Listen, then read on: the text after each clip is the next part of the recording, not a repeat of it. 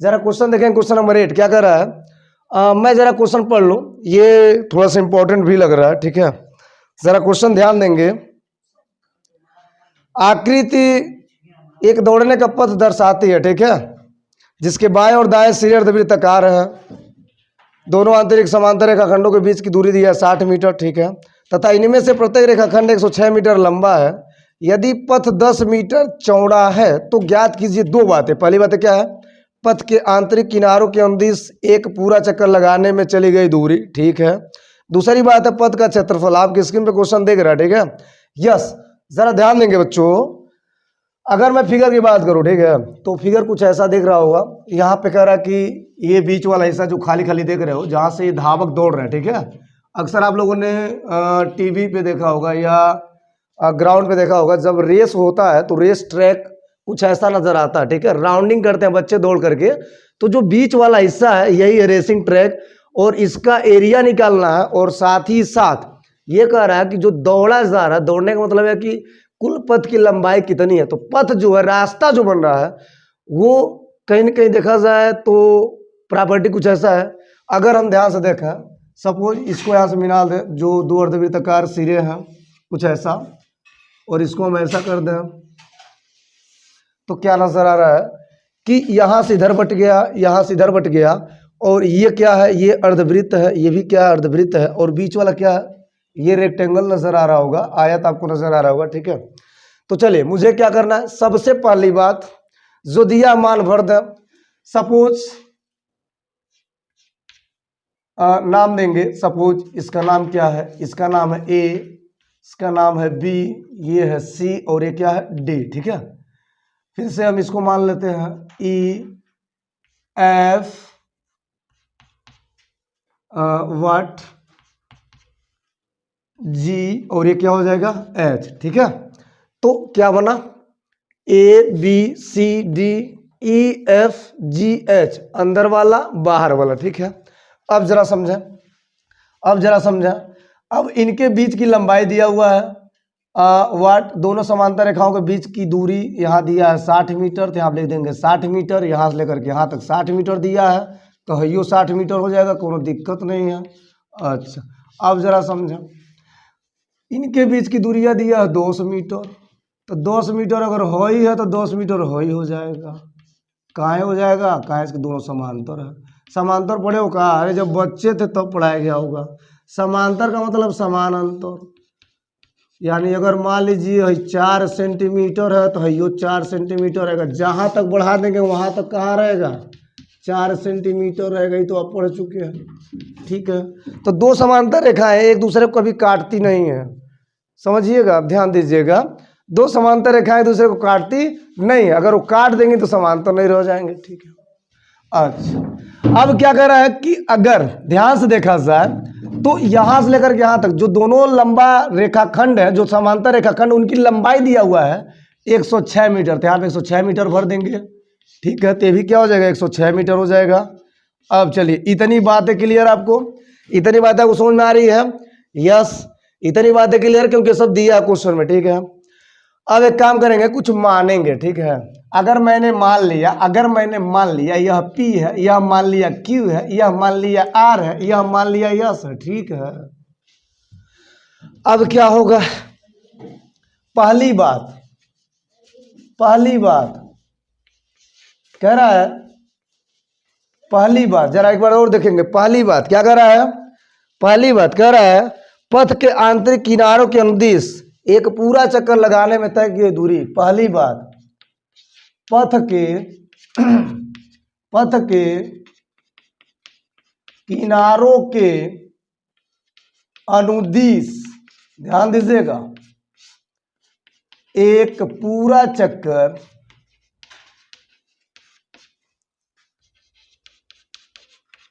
लगाने में तय की गई दूरी का मतलब क्या है, कुल चली गई दूरी, ठीक है। अच्छा, कैसे निकलेगा, पूरा चक्कर घूम रहा है, यानी कि धावक दौड़ रहा है, पूरा चक्कर लगा रहा है। तो एक पूरा चक्कर लगाने का मतलब क्या है, सबसे पहली बात 106 गया, मतलब क्या हुआ, हेलो, 106 गया, ठीक है। फिर इसमें क्या जाएगा, अर्धवृत्त जाएगा। अर्धवृत्त मतलब क्या होता है, हमको लंबाई निकालना है, तो ये है भैया वृत्तवा और ये है अर्धवृत्तवा। तो वृत्तवा का मतलब क्या होता है, 2πr। 2πr क्या है, परिधि है, क्या है, परिधि कहिए या चाहे परिमाप कहिए, परिधि कहिए चाहे परिमाप कहिए। तो क्या निकालना है आपको, 2πr निकालना है। लेकिन अर्धवृत्त दिया तो क्या हो जाएगा, हाफ हो जाएगा, हाफ 2πr। 2πr क्या हो जाएगा, आधा हो जाएगा, ठीक है। तो यहाँ पे क्या करना पड़ेगा बच्चों, 106 पहले जाएंगे, फिर क्या जाएंगे, हाफ 2πr, फिर 106, फिर हाफ 2πr।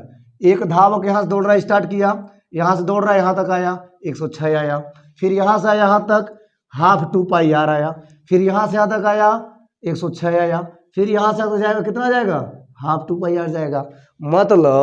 मतलब एक पूरा चक्कर लगाने का मतलब है कि कुल या भाग, यानी यहाँ से ए से स्टार्ट करेगा तो खत्म होकर के ए पर आएगा, ठीक है।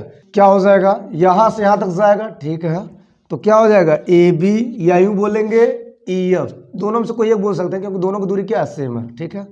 प्लस क्या गया, प्लस क्या गया, B R C. B R C क्या है, चाप है, क्या है, चाप है, बी आर सी। फिर से क्या होगा, प्लस 106। 106 का मतलब क्या होगा, सी डी, क्या हो जाएगा, सी डी, प्लस फिर से जाएगा तो डी पी ए। तो क्या लिखेंगे, चाप डी पी ए, ठीक है, यस। अब जरा समझें, अब जरा समझें, ए बी का मतलब क्या है, ए से लेकर के बी तक दूरी कितना दिया है, 106, प्लस चाप बी आर सी का मतलब क्या है, तो चाप का मतलब है B R C. B R C का मतलब ये होगा, बी आर सी का मतलब ये होगा आधा, क्या हो जाएगा, आधा। तो आधा का मतलब है हाफ में 2πr, क्या जोड़ेंगे, पूरा का होता है 2πr, तो हाफ का हो जाएगा, आधा का हो जाएगा आधा, बस काम खत्म। Plus C D, C D का मतलब 106, प्लस फिर से क्या हो जाएगा, 1/2, ये हो जाएगा 2πr। कितना इजी है जी, ठीक है। अच्छा, एक चीज तो यहाँ पे निकाल ही नहीं पाए आप लोग, क्या, कहिए क्या, कहिए क्या। एक चीज क्या है कि अगर ये पूरा 60 ही है, अगर ये पूरा 60 ही है तो रेडियस क्या हो जाएगा, 30 हो जाएगा। रेडियस क्या हो जाएगा, 30 हो जाएगा, ठीक है। तो 106, यहाँ पर भी 106 है, तो दोनों जोड़ लीजिए, कितना हो जाएगा, 212, ठीक है। कितना हो जाएगा, 212, प्लस यहाँ ध्यान दीजिए, हाफ है, हाफ है, 2πr, 2πr, ठीक है। 2 से 2 कटा देंगे, πr, πr, 1πr, 1πr को कितना πr, 2πr, तो हो जाएगा कितना, 2πr, ठीक है। अब एक काम कर लो, 212 यहाँ पर आने दो, ठीक। यहाँ पे एक काम कर लो, 2 × पाई, पाई का मतलब क्या होता है, 22/7। और आर कैसे निकालोगे, आर बताया ना कि 60 ही पूरा दिया है, तो ये क्या है, इसका व्यास है, क्या है, व्यास। अगर यह व्यास दिया है 60, तो रेडियस कितना हो जाएगा, रेडियस कितना हो जाएगा, 30 हो जाएगा, क्योंकि रेडियस क्या होता है, व्यास का आधा होता है। तो यहाँ पे रेडियस कितना हो जाएगा, 30, ठीक है। 3 दूना 6, 60 हो जाएगा, यानी कि 212 प्लस, यहाँ जरा ध्यान देंगे, 3 दूना 6, 60। अब इसका इसमें गुणा करेंगे, ठीक है। तो 6 दूना 12, 12 का कितना होता है, 2, ठीक है। 6 दूना 12, 12 1 13, यानी कि 1320 हो जाएगा, ठीक है। 1320/7। अब एक काम करो बच्चों, इसका इसमें कर लेंगे हम क्या, फ्रैक्शन वाली प्रॉपर्टी, एलसीएम लेंगे, तो यहाँ हो जाएगा टोटल का 7, ठीक है। इसका इसमें गुणा होगा, ठीक है। तो 7 दूना 14, 14 का 4, 1, 7 1 कम 7, 7 1 8, ठीक है। 7 दूना 14, क्लियर है, यस। यहाँ जरा ध्यान देंगे, 1320, अब इसको ऐड कर लेंगे तो क्या होगा, जरा ध्यान देंगे, ये हो जाएगा टोटल का 4, ठीक है। 8 2 10, 1 मिला, 4 3 7 1 8, 8, ठीक है। 1 1 कितना होता है, 2, ठीक है।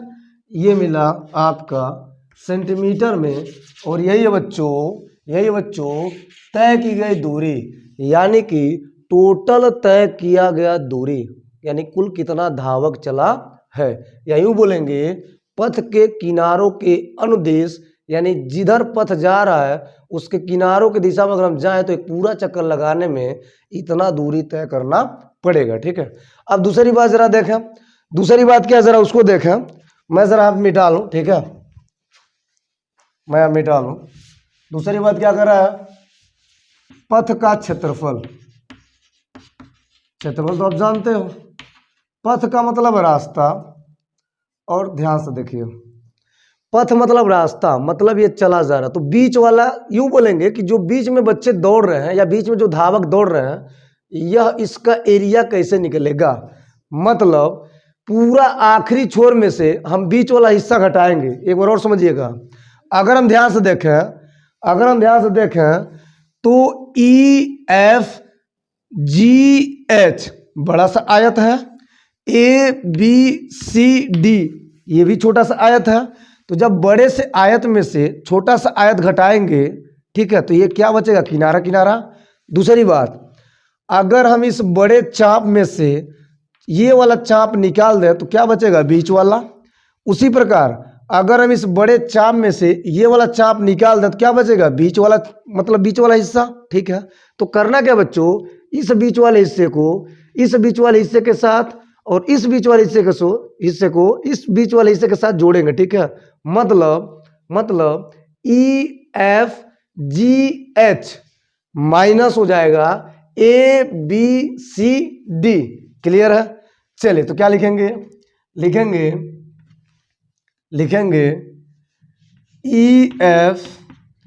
EFGH का क्षेत्रफल माइनस हो जाएगा ABCD का क्षेत्रफल। क्या हो जाएगा, ABCD का क्षेत्रफल। ठीक है, चलिए इतनी बात है। ठीक है, अब क्या होगा, फिर से कर देंगे प्लस, क्या कर देंगे, प्लस, फिर लिखेंगे चाप FSG। क्या लिखेंगे, चाप, या यूं बोलेंगे अर्धवृत्त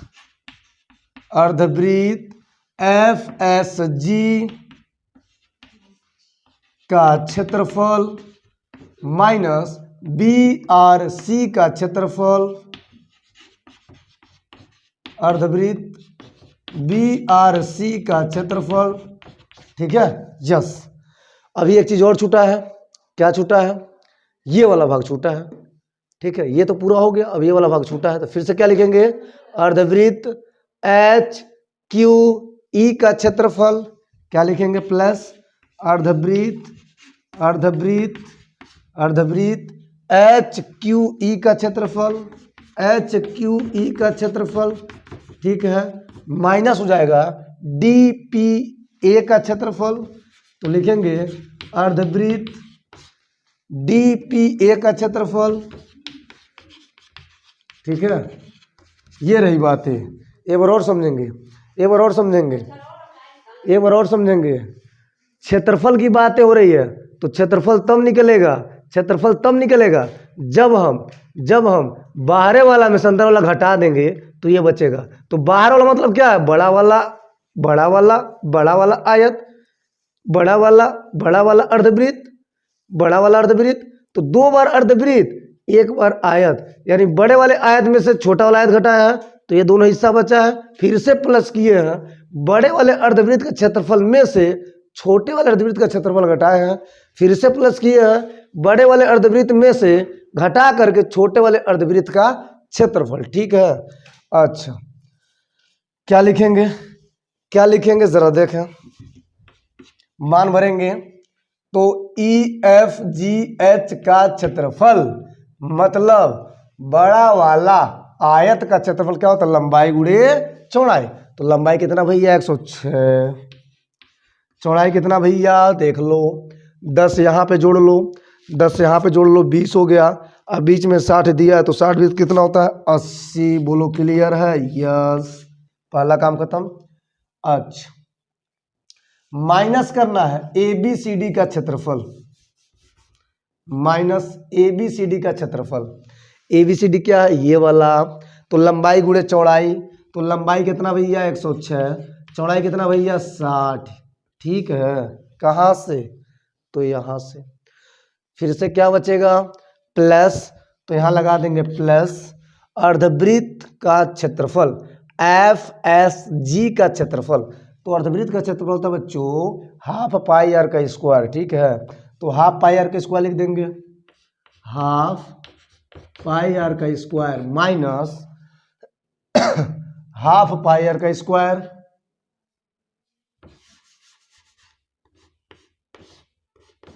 हाफ पाई आर का square minus half pi R का स्क्वायर, ठीक है। यस, फिर से क्या मिला, फिर से क्या मिला, ये वाला, फिर से ये वाला मिला, तो फिर से लिखेंगे प्लस हाफ पाई आर का स्क्वायर, ठीक है, माइनस हाफ पाई आर का स्क्वायर, ठीक है। क्लियर है, यहाँ तक बातें क्लियर है। अच्छा, अब मान भरेंगे बच्चों, तो मान क्या होगा 106 गुणे 80, ठीक है। तो क्या हो जाएगा 106 कॉमन है, तो 106 हम बाहर कर देंगे, ठीक है। और क्या अंदर बचेगा 80 माइनस 60, क्लियर हुआ, ठीक है। आगे बढ़िए, प्लस, तो प्लस लगाइए हाफ पाई आर का स्क्वायर, हाफ पाई आर का स्क्वायर, हाफ कॉमन होगा, ठीक है। और आर का स्क्वायर यहाँ पे जरा ध्यान देंगे, यहाँ पे जो आर है दोनों में चेंजेस है। आर कौन वाला है, यहाँ पे जो आर है बच्चों, यहाँ पे जो आर है बच्चों FSG के लिए FSG वाला आर यानी कि 10 जुड़ जाएगा यहाँ से अगर देखा जाए तो 10 से जुड़ेगा तो हो जाएगा 40, कितना हो जाएगा 40। तो यहाँ से बच्चों यह अगर R1 मान लेते क्या हो जाएगा R2, तो R1 मान 40 होगा, R2 मान क्या हो जाएगा 30 हो जाएगा, ठीक है। कैसे, यहाँ से यहाँ तक क्या है, यहाँ से यहाँ तक 30 दिया है, 60 का 30 होता है, लेकिन जब ये 10 जुड़ेगा तो कितना हो जाएगा 40 हो जाएगा। तो 40 माइनस 30 यानी कि R1 का मान 40 हो जाएगा, R2 मान कितना हो जाएगा 30 हो जाएगा। तो यहाँ आप लिखेंगे हाफ पाई कॉमन हो जाएगा, R का स्क्वायर मतलब 40 का स्क्वायर माइनस 30 का स्क्वायर, ठीक है। यस, अब ये बचा है प्लस करके लिखेंगे, हाफ कॉमन लेंगे, पाई कॉमन लेंगे, यहाँ भी R1 R2, यहाँ भी ऐसे ही हो जाएगा, यहाँ भी ऐसे हो जाएगा 40 और माइनस 30। तो क्या लिखेंगे 40 का स्क्वायर माइनस 30 का स्क्वायर, ठीक है। चलिए, यहाँ तक क्लियर है। अब पूरी बातें अब हम ऊपर लिखेंगे, ठीक है। चलिए, तो क्या लिखेंगे जरा, चलिए अगर हम ऊपर लिखेंगे तो क्या लिखेंगे बच्चों, यहाँ हो जाएगा 106, ठीक है। 80 में से 60 जाएगा, कितना मिलेगा 20, तो गुणा कर देंगे 20, ठीक है। अच्छा, प्लस 1/2 पाई, 1/2 पाई का मतलब 22/7, ठीक है। फिर दिया है 40 का स्क्वायर, 30 का स्क्वायर माइनस करना है, तो 40 का स्क्वायर करेंगे तो हो जाएगा 1600, 30 का स्क्वायर करेंगे तो हो जाएगा 900, तो 1600 में से 900 जाएगा कितना हो जाएगा 700, तो यहाँ लिखेंगे 700, ठीक है। अब क्या होगा, फिर से वही चीज है, प्लस 1/2 पाई का मान कितना होता है 22/7, ठीक है। फिर से क्या मिलेगा 40 का स्क्वायर, 30 का स्क्वायर, तो हो जाएगा कितना हो जाएगा 700, ठीक है। यस, यहाँ तक क्लियर है। चलिए, अब क्या करना है, कट करना है, ठीक है। चलिए जरा कट करते हैं, तो 7 से कटा ये 7 एकम 7, 100 बार में, ठीक है। ये भी 7 से कटा 7 एकम 7, 100 बार में, ठीक है। अब क्या बचा 106 गुणे 2 20, 106 का हम 20 में गुणा कर देंगे तो हो जाएगा 106 दूना 212, फिर एक जीरो हो जाएगा, ठीक है। प्लस यहाँ मिला हाफ, ये हो जाएगा 2 एकम 2, 11 दूना 22, ठीक है। 2 एकम 2 और 11 दूना 22। अब 11 एकम 1100, ठीक है। 11 कम 1100, 1100 कुल कितना हो जाएगा 2200, ठीक है। अब बच्चों को अगर जोड़ेंगे तो कितना हो जाएगा, अगर जोड़ें तो कितना हो जाएगा 2100 2200, ठीक है। तो यहाँ हो जाएगा 2000 कितना हो जाएगा 4000, और 4000 और 1 और ये 2 300 4320 यही है बच्चों सेंटीमीटर का स्क्वायर और यही है एरिया। ठीक है, तो मुझे लगता है बच्चों क्लियर हुआ होगा और हर एक बातें आपको समझ में आई होंगी। ठीक है, सॉरी यहाँ पे मीटर स्क्वायर होगा, यहाँ पर भी मीटर होगा।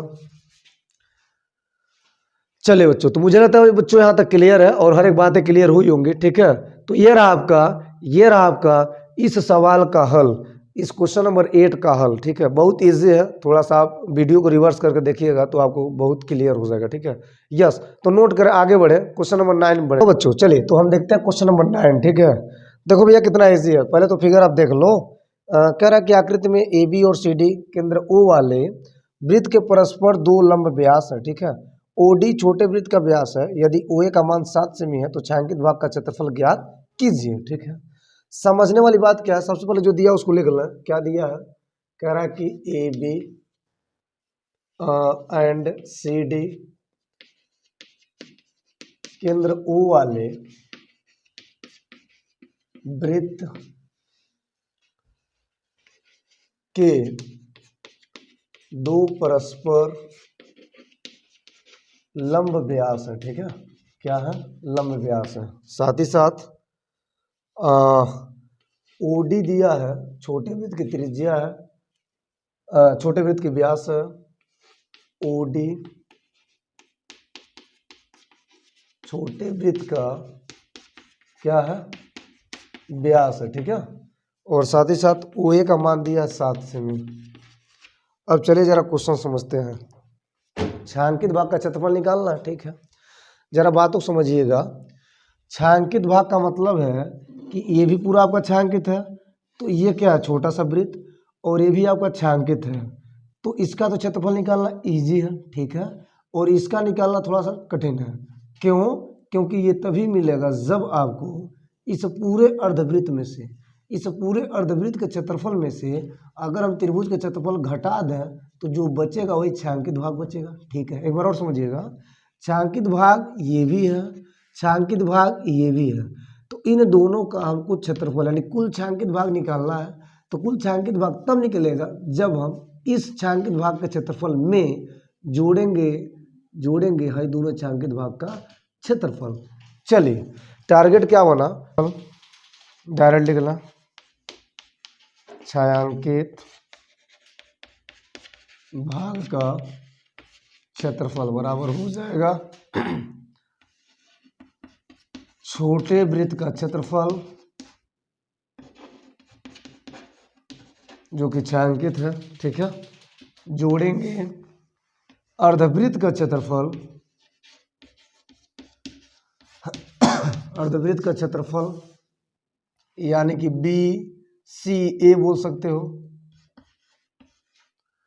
माइनस करेंगे त्रिभुज ABC या BCA का क्षेत्रफल, त्रिभुज BCA का क्षेत्रफल। ठीक है, यानी ये आपका टारगेट है और यही आपको करना है। ठीक है, तो आइए आपको समझाते हैं छोटे वृत्त का क्षेत्रफल। तो छोटे वृत्त का क्षेत्रफल मतलब OD क्या है, व्यास है, तो यहाँ से इस वृत्त का जो रेडियस होगा, अगर ये पूरा 7 है तो इसका रेडियस कितना हो जाएगा, 7/2। ठीक है, तो यहाँ आप लिखेंगे छोटे वृत्त की त्रिज्या, क्या लिखेंगे, छोटे वृत्त की त्रिज्या कितना हो जाएगा, 7/2 सेंटीमीटर। कितना हो जाएगा, 7/2 सेंटीमीटर। ठीक है, अब चलिए मान भरते हैं। छोटे वृत्त का क्षेत्रफल, तो छोटे वृत्त का क्षेत्रफल कौन वृत्त रहे, πr का स्क्वायर होता है जी। ठीक है, प्लस अर्धवृत्त का क्षेत्रफल, अर्ध का मतलब आधा, अब वृत्त मतलब πr का स्क्वायर। ठीक है, माइनस त्रिभुज BCA का क्षेत्रफल, तो त्रिभुज का क्षेत्रफल होता है 1/2 गुणे आधार गुणे ऊंचाई। ठीक है, मान भरते हैं तो हो जाएगा, पाई का मान होता है 22/7। ठीक है, r का स्क्वायर, तो इसमें r कितना, 7/2, तो 7/2 गुणे 7/2। ठीक है, आगे बढ़े, प्लस हाफ कर देंगे, पाई का मान कितना होता है 22/7। ठीक है, r का स्क्वायर, अच्छा यहाँ जरा ध्यान देंगे, आर का स्क्वायर, तो आर का स्क्वायर इसमें क्या होगा, इसमें हो जाएगा 7 का स्क्वायर, 7 गुणे 7, क्योंकि क्योंकि अर्धवृत्त यानी इसका क्षेत्रफल, इसका रेडियस क्या हो जाएगा 7 हो जाएगा, ठीक है, यस। अच्छा, -1/2 बेस इंटू हाइट, तो बेस क्या है पूरा है, तो 7 + 7 कितना होता है 14, तो यहाँ 14 हो जाएगा, इंटू हाइट का मतलब क्या ऊंचाई, मतलब ये, तो केवल 7 हो जाएगा, ठीक है। चलिए हल करते हैं, थोड़ा सा सरल करें। 7 से 7 कटा, ठीक है, 2 से ये कटा 11 बार में, ठीक है। अच्छा इधर क्या बचा, 11 7 77, 77/2 बच गया, ठीक। यहाँ ज़रा ध्यान देंगे, प्लस हेलो 2 1 कम 2, 11 दूना 22, ठीक है। 7 से 7 कटा, 11 7 77 केवल बचा, ठीक है। अच्छा यहाँ ज़रा ध्यान देंगे, -2 1 कम 2, 2 7 14, 7 7 49, यहाँ बच गया 49, ठीक है। चलिए अब क्या करेंगे अच्छा सबका ले लेंगे एलसीएम, ठीक है, तो 2 हो जाएगा सबके नीचे। अच्छा यहाँ पे क्या बचेगा, यहाँ पे देखा ज़रा, 2 7 14 का 4, यहाँ तो 77 उतर जाएगा, ठीक है, प्लस 2 7 14 का 4 1, 2 7 14 यानी 15, ठीक है, माइनस 2 9 18, 18 होता है 8, 1 2 चौके 8 1 9, ठीक है। अच्छा ज़रा इसको कैलकुलेशन करेंगे तो यहाँ हो जाएगा 77 और 154, तो 7 4 7 4 होता है 11, 11 का 1, ठीक है। यहाँ हो जाएगा कितना 7 और 5 12, 12 1 13, 13 के 3 1 और 1 2, तो 231 माइनस हो जाएगा बच्चों 98/2, ठीक है। थोड़ा सा और हल करें तो 11 में से 8 जाएगा, हो जाएगा 3, ठीक है। यहाँ बचा कितना 2, और 2 में से 9 जाएगा तो नहीं, तो 12 में से 9 जाएगा तो हो जाएगा 3, यानी कि 33/2 हो जाएगा 2, और फिर से 2 छक्के 12, ठीक है, 0.5 लगभग हो जाएगा 66.5, ठीक है, क्या हो जाएगा 66.5 सेंटीमीटर का स्क्वायर, ठीक है। तो ये रहा आपका बच्चों आंसर, ठीक है। और बहुत इजी है यार, कुछ नहीं करना है, सबसे पहले टारगेट पकड़े, ठीक है। यहाँ पे टारगेट क्या था, छायांकित भाग, यहाँ भी छायांकित है, इसको पकड़ लिए, ठीक है। और इनको निकालने के लिए हम अर्धवृत्त के क्षेत्रफल में से त्रिभुज का क्षेत्रफल घटाए हैं, तुरंत ये मान मिल गया, इन दोनों को जोड़ लिए हैं और ये रहा आपके सामने आंसर, ठीक है। यस।